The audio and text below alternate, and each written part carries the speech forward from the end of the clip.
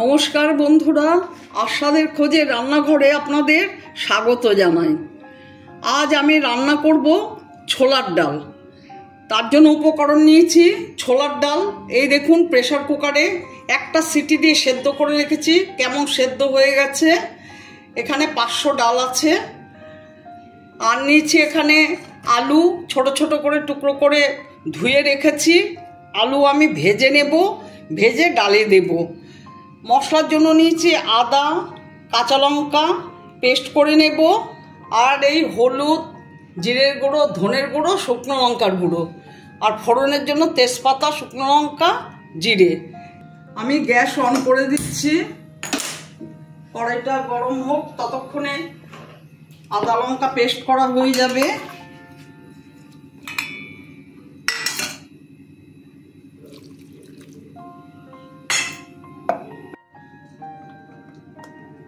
Paste করে নিচ্ছি আদা লঙ্কা।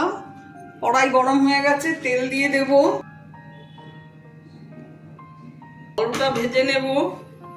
আমি নিরামিষ দিনের জন্যই এটা করছি।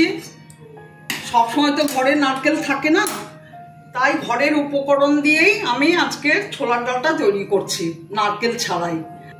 আলুগুলো ছেড়ে দিচ্ছি।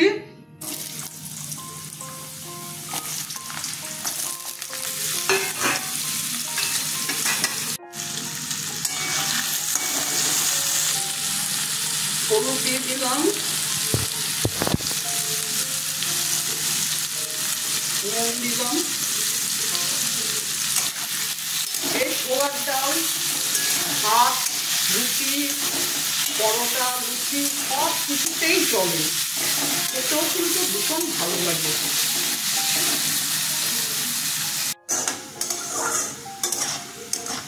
আলুটা ভাজা হয়েছে, তুলে নেব।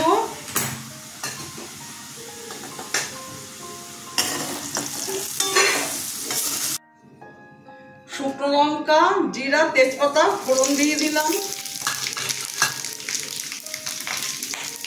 আমি এখানে হলুদ, জিরের গুঁড়ো,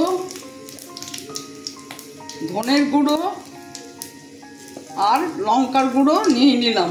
জল দিয়ে গুলে দিয়ে দেব। আদা লঙ্কা পেস্ট ছেড়ে দিলাম।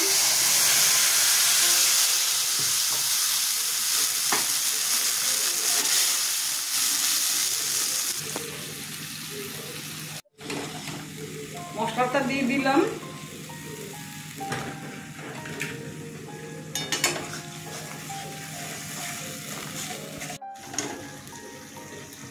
মশলাটা কষানো হয়ে গেছে, ডালটা ছেড়ে দিচ্ছি।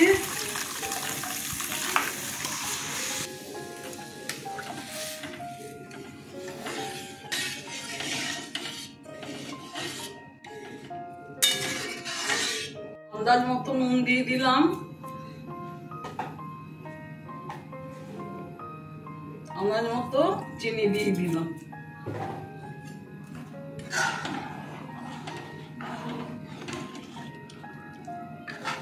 ডালটা খানিকক্ষণ ফুটবে, নামাবার আগে আলু ভাজাটা দিয়ে দেব। আপনারা এইভাবে আলু দিয়ে ছোলার ডাল নিরামিষের দিনে অবশ্যই করতে পারেন। আলু দিয়েও কিন্তু নারকেল ছাড়া ভালো লাগে খেতে। দুটো কাঁচা লঙ্কা দিলাম, ধনে পাতা দিলাম,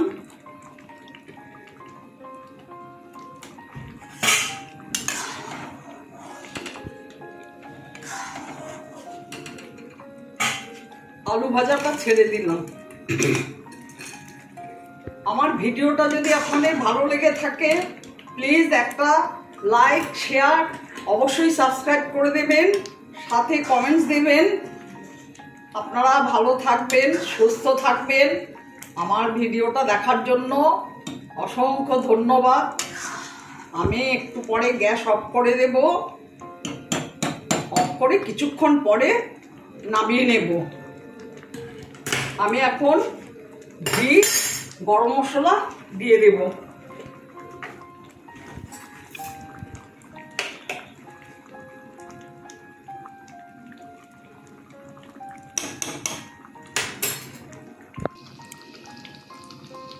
মশলা দিয়ে দিলাম। আপনারা এইভাবে আলু দিয়ে রান্না করে খেয়ে দেখবেন, ভীষণ ভালো লাগবে। আমার ছোলার ডাল কমপ্লিট। আমি গ্যাস অফ করে দিচ্ছি, একটু পরে পরিবেশন করে দেব।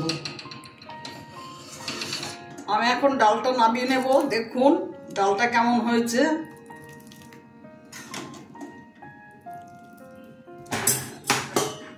ডালটা নামিয়ে নিচ্ছি।